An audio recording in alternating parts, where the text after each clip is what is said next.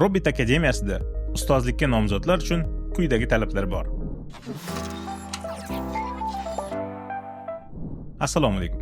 Bugun sizlar bilan Robit akademiyasi ustozlari haqida gaplashamiz. Robit akademiyasida ustozlikka nomzodlar uchun quyidagi talablar bor.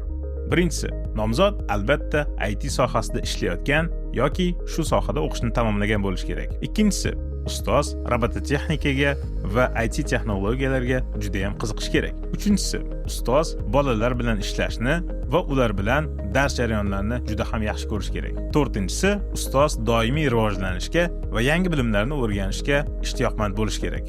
Robit akademiyasi ustozligiga qabul qanday amalga oshiriladi?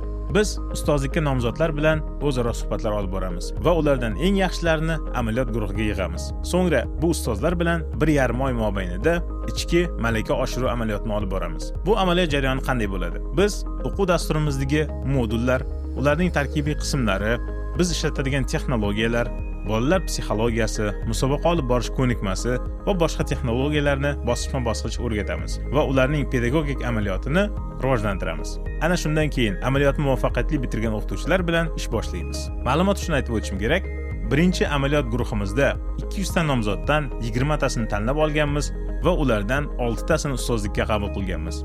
Bu degani 3% odam Robitga o'qituvchilikka o'tdi degani. Ustozlar ishni boshlagach, hamma jarayonlar endi boshlanadi. Ustozlarimiz doimiy ravishda o'quv rejalarimiz, yangi chiqayotgan texnologiyalar, dars o'tish metodikalari bo'yicha malakasini oshirib boradilar.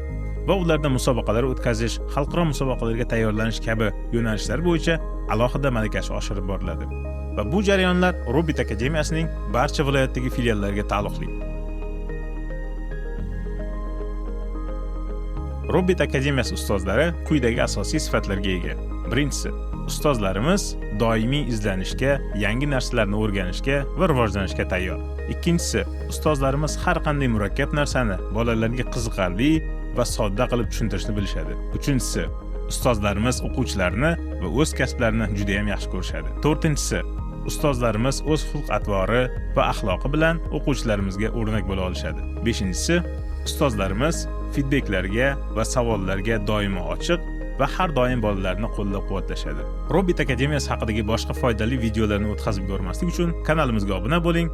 Keyingi videolarda ko'rishguncha